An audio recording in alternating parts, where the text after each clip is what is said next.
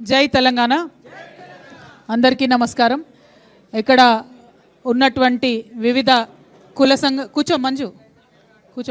కుల సంఘాలకు సంబంధించినటువంటి నాయకులకు, యునైటెడ్ పూలే ఫ్రంట్ నాయకులు శివశంకర్ గారు, అట్లనే కోఆర్డినేటర్ గారు ఆలకుంట హరి గారు, అట్లనే యూపీఎఫ్ నాయకులందరికీ, తెలంగాణ జాగృతి నాయకులందరికీ, వివిధ బీసీ సంఘాలకు సంబంధించి వచ్చినటువంటి మిత్రులకు, పత్రికా మిత్రులకు అందరికి కూడా హృదయపూర్వకంగా నమస్కారాలు తెలియజేస్తూ ఉన్నాను.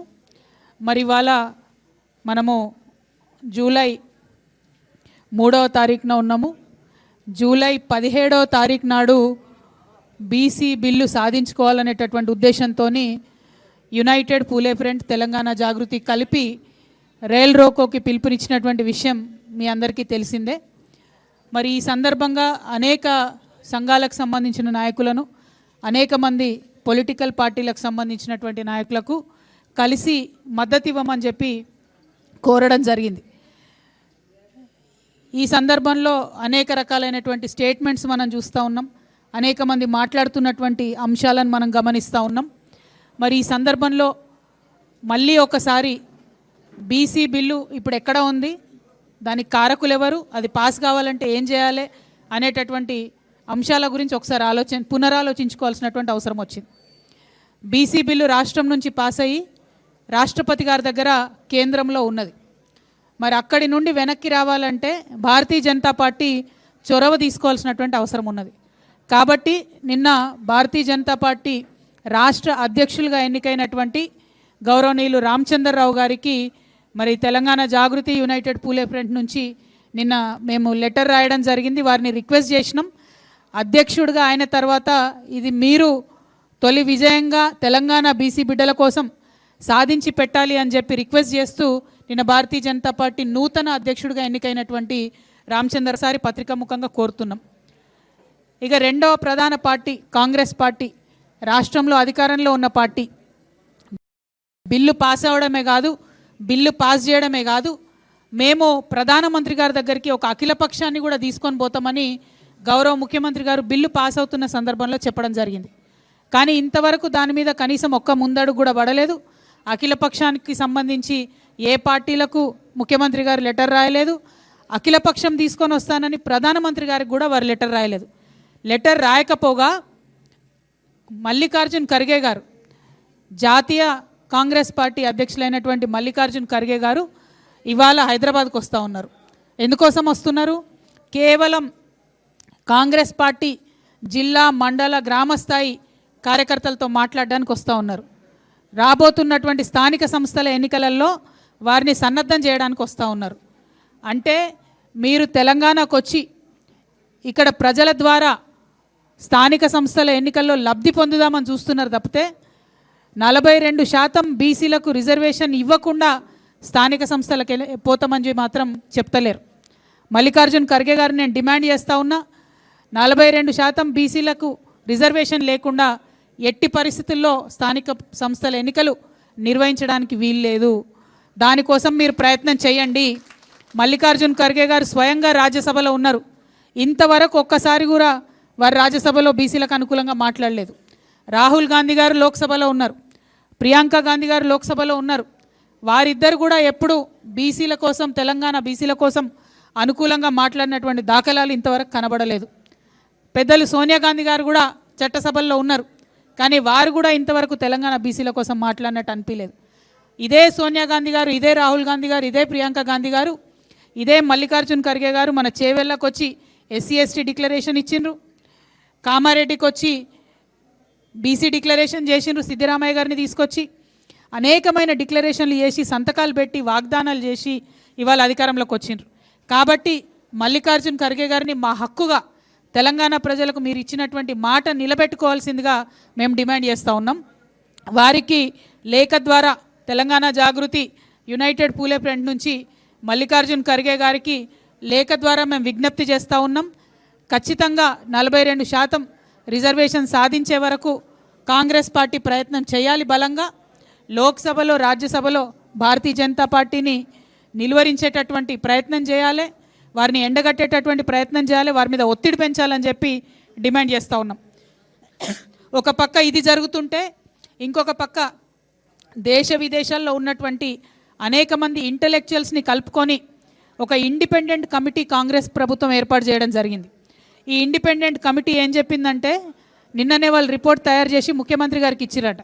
అందులో వాళ్ళు ఏమంటారంటే, మేము మొత్తం 242 కులాలు అంటే బీసీ, ఎస్సీ, ఎస్టీ, ఓసీ అన్నీ కలిపి 242 కులాలకు సంబంధించి కాంపోజిట్ బ్యాక్వర్డ్నెస్ ఇండెక్స్ అనేది ఒకటి తయారు చేస్తూ ఉన్నాము. సిబిఐ కాంపోజిట్ బ్యాక్వర్డ్నెస్ ఇండెక్స్ అని తయారు చేస్తున్నాము. దాని తర్వాత రాష్ట్ర ప్రభుత్వం నుంచి ఇతర కార్యక్రమాలు చేపడతారని చెప్తున్నారు. నేను ఇండిపెండెంట్ కమిటీని రాష్ట్ర ప్రభుత్వాన్ని డిమాండ్ చేసేది ఒకటే, మీరు ఇదివరకే షమీమ్ అఖ్తర్ కమిషన్ వేసిండ్రు, దాని నివేదికను బయట పెట్టలేదు. భూసాని కమిషన్ వేసిండ్రు, దాని నివేదికను బయట పెట్టలేదు. మీరు కులగణన వేసిండ్రు, ఇంతవరకు కులగణన వివరాలు గ్రామాల వారీగా బయట పెట్టాలి అని చెప్పి మేము డిమాండ్ చేస్తే అది బయట పెట్టలేదు. అది బయట పెట్టకుండా మళ్ళా నిన్న పత్రికలకు మీరు తప్పుడు లెక్కలన్నీ రిలీజ్ చేసిరు. 56.33% బీసీ ముస్లింలు, బీసీ హిందువులు కలిసి 56.33% ఉన్నారని, ఎస్టీలు 10.45% ఉన్నారని, ఎస్సీలు 17.43% ఉన్నారని, ఓసీలు 15.79% ఉన్నారని చెప్పి మీరు మళ్ళీ ఇవే లెక్కల్ని చెప్తున్నారు. ఈ లెక్కలు కరెక్టా? ఈ లెక్కలు కరెక్ట్ అని ఘంటాపదంగా చెప్పే ధైర్యం రేవంత్ రెడ్డి గారికి ఉంటే వారిని నేను ఛాలెంజ్ చేస్తూ ఉన్నాను. మీరు గ్రామ పంచాయతీల వారుగా డీటెయిల్స్ ఇవ్వండి. దూద్ కా దూద్ పానీ కా పానీ హో జాతా. అక్కడ డీటెయిల్స్ ఇవ్వకుండా మీరు దాచిపెట్టే ప్రయత్నం చేయడం సరికాదు.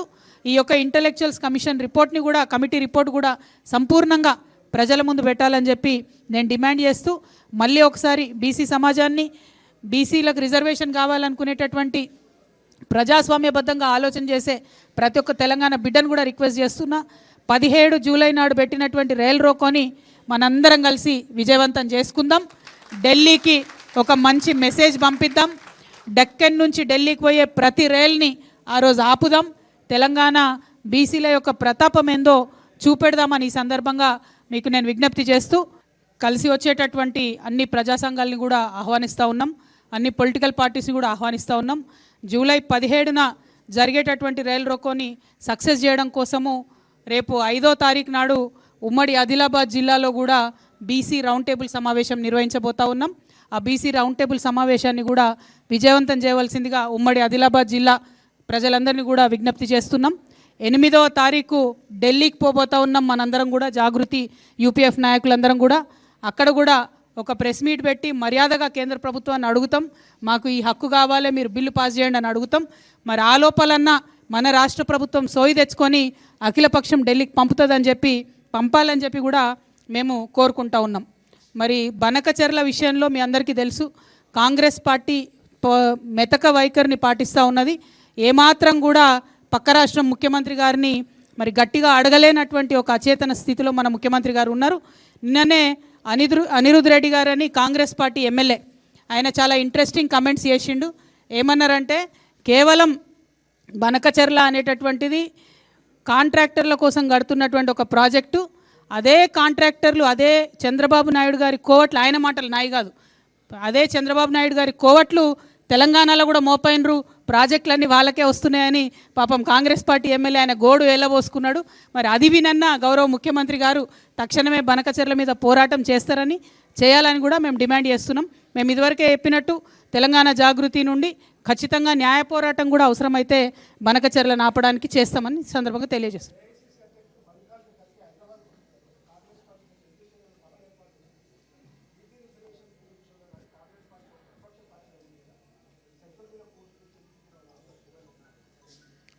రామ్లన్న ఇప్పటిదాకా అదే చెప్పిన నేను. సోనియా గాంధీ గారు, రాహుల్ గాంధీ గారు, ప్రియాంక గాంధీ గారు, మల్లికార్జున్ ఖర్గే గారు వీళ్ళందరూ కూడా రాజ్యసభలో ఉన్నారు, లోక్సభలో ఉన్నారు.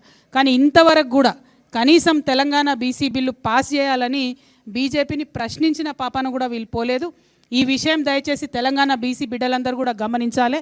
ముఖ్యంగా కాంగ్రెస్ పార్టీలో ఉన్న బీసీ నాయకులను నేను రిక్వెస్ట్ చేస్తూ ఉన్నాను, మీరు ఫోర్స్ తీసుకురండి మీ ముఖ్యమంత్రి గారి మీద, ఢిల్లీకి అఖిలపక్షం తీసుకుపోమని అడగండి. ఇప్పుడు ఒక మంచి వాతావరణం ఉన్నది మన దగ్గర. ఇప్పుడు 50% అనేటటువంటి క్యాప్ కూడా పోయి మన రాష్ట్రంలోనే 50% కన్నా ఎక్కువ రిజర్వేషన్లు ఇస్తున్నటువంటి పరిస్థితి ఉన్నది. అన్ని రకాలుగా కూడా కులగణన జరిగిపోయి సిద్ధంగా ఉన్నది. బీసీ రిజర్వేషన్లు ఇవ్వడానికి మంచి వాతావరణం ఉన్నది. ఈ అవకాశాన్ని వదిలిపెట్టకండి. మీరు ఇది వదిలిపెట్టి లోకల్ బాడీ ఎన్నికలు జరపడానికి మీరు సహకరిస్తే కాంగ్రెస్ పార్టీలో ఉండి తెలంగాణ బీసీలకు అన్యాయం చేసినటువంటి వాళ్ళు అవుతారు. కాబట్టి దయచేసి మీ పార్టీలో కూడా మీ ముఖ్యమంత్రి గారి మీద ఒత్తిడి తీసుకురావాల్సిందిగా కాంగ్రెస్ పార్టీలో ఉన్న బీసీ అన్నదమ్ములకు అక్క చెల్లెలకు నేను విజ్ఞప్తి చేస్తూ ఉన్నాను. బీఆర్ఎస్ బరాబర్ కోఆపరేట్ చేస్తుంది కదా, నేనే బీఆర్ఎస్ కదా, మీరు భలే ఉన్నారు. Thank you. జై తెలంగాణ.